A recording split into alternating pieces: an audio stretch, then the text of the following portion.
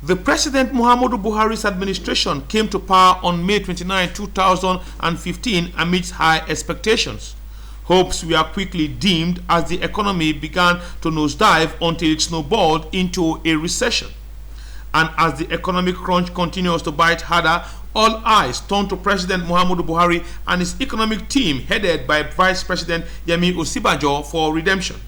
After months of waiting, with the situation getting worse, the heat was turned on the economic team. While some called for the team to wake up to its mandate, others urged President Buhari to disband it. And as the call continues to increase following the continuous hardship in the country, a member of the ex-President Olusegun Obasanjo campaign team and now Kaduna State Governor MALAM NASIR El-Rufai told State House journalists that the BUHARI'S economic team is intact and competent. They have a technical team.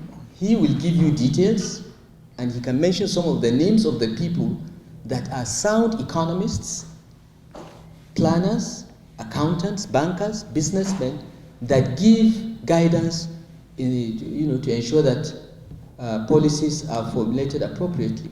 That's how it should be. That's how it works all over the world. It's not any different. And the Economic Council is supposed to look at all these issues as they affect the federal and state government. The economic team in my time meets every Wednesday in the morning. We have the cabinet level economic team. And immediately after cabinet, we go to the Ministry of Finance and hold our own economic technical team meetings. This is how we used to do it, and this is how I believe they do it right now. But what is the view of the former FCT minister on complaints that the team saddled with the responsibility to revive the economy is headed by a professor of law? I was part of the very first economic team Nigeria has ever had under the Obasanjo administration. The economic team operates at two levels. There is a policy level, which in President Obasanjo's time was chaired by the president himself.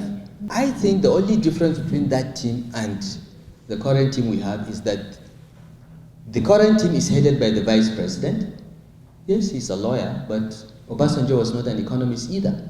Because at the policy level, what you need is basic understanding, management skills, and leadership. Because the vice president is educated, exposed, and enlightened enough to be able to say yes or no if he's given 2 or 3 policy options. Because the technical people are there to give you the technical input. But he was the one that was elected, and he has to make that policy decision. You cannot have an unelected economist deciding policy for the country. The minister further appealed to Nigerians to be patient with the team while assuring that the economy would soon stabilize for growth.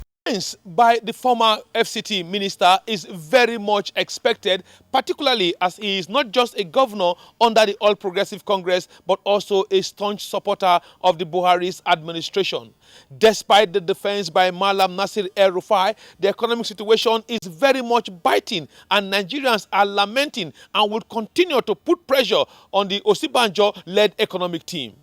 Iharo Ata, ITV News, Abuja.